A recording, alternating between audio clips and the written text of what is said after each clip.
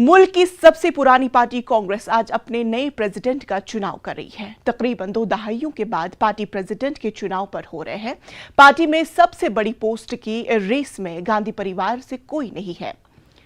अध्यक्ष के पद के लिए मल्लिकार्जुन खड़गे और शशि थरूर के बीच मुकाबला है। मुल्क भर में 65 से ज्यादा सेंटर्स पर वोट डाले जा रहे हैं। श्रीनगर और जम्मू के अलावा लद्दाख में भी वोटिंग का अमल जारी है। नताइज का ऐलान 19 अक्टूबर को होगा।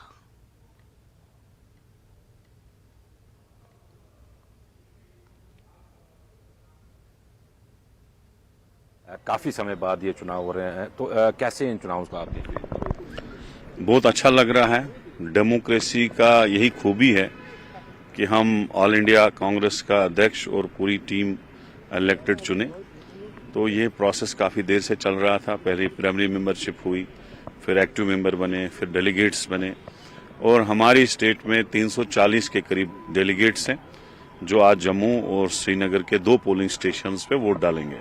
मुझे लगता है बहुत अच्छा है कि इलेक्टेड आता है और इलेक्टेड के बाद आगे जो है निजाम इंशाल्लाह और दुरुस्त हो जाएगा। जो परिवारवाद का जो एक इल्जाम लगता था कांग्रेस पे हमेशा, क्या लगता है कि उस पे कोई इससे असर पड़ सकता है?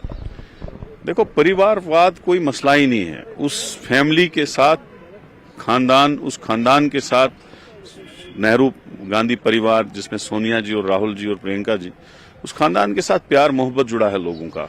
अगर आज भी राहुल गांधी जी फार्म भरते हैं, मुझे नहीं लगता है कि कोई भी कांग्रेसमैन उसके खिलाफ फार्म भरता या उठता। तो नेचुरली वो अनअपोजिट सिलेक्ट होते।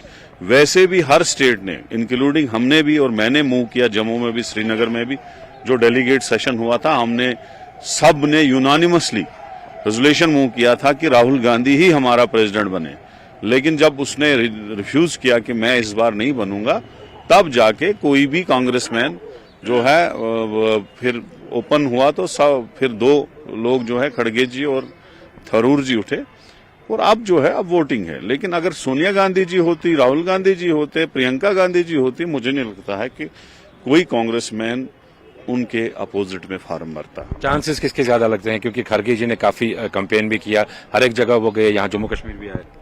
देखो, खड़गे जी बहुत सीनियर आदमी हैं और 9 बार एमएलए रहे हैं, 2 बार एमपी रहे हैं, राज्यसभा के अपोजिशन लीडर रहे हैं, कर्नाटका में अपोजिशन लीडर रहे हैं, कर्नाटका में पीसीसी प्रेसिडेंट रहे हैं, तो दोनों हाउसेज में अपोजिशन लीडर रहे हैं। तो मुझे लगता है वो यहाँ आए भी, तो अब जिसको लोग वोट डालेंगे वही बनेगा। अब सीनियर जूनियर की बात नहीं होती है।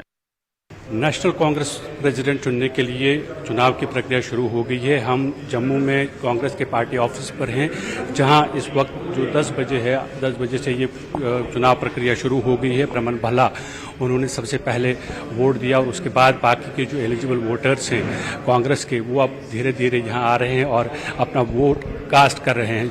हम आपको बता दें कि यहाँ जो जम्मू कश्मीर कांग्रेस में कुल 325 ऐसे लोग हैं जो वोट के हकदार हैं, जो अपना वोट दे सकते हैं और इनमें से लगभग 160 के करीब ऐसे वोटर्स हैं जो यहाँ जम्मू डिवीजन से ताल्लुक़ रखते हैं और जो यहाँ पर वोट करेंगे। अभी भी आप देख सकते हैं कि जो एलिजिबल वोटर्स हैं कांग्रेस पार्टी के, वो अपना वोट डाल रहे हैं और अपना मत अधिकार का प्रयोग कर रहे हैं। 4 बजे तक ये वोटिंग जारी रहेगी और उसके बाद ये बैलेट बॉक्सेस बंद हो जाएंगे। और अब फिलहाल जिस तरह से हमने कहा कि पोलिंग का सिलसिला जो है वो जारी है और कोशिश यहाँ के लीडरों की कि ज़्यादा से ज़्यादा संख्या में वो वोट करें। अब यहाँ कितने लोग वोट करने आते हैं, अब आप देख सकते हैं कि यहाँ जो लीडर्स हैं कांग्रेस के, जो एलिजिबल वोटर्स हैं कांग्रेस प्रेसिडेंट को चुनने के लिए, वो यहाँ पर पहुँच चुके हैं। और जैसे हमने बताया कि ये प्रक्रिया जो है शाम 4 बजे तक चलेगी। कैमरामैन चांद के साथ मनोज कौल, न्यूज़ 18।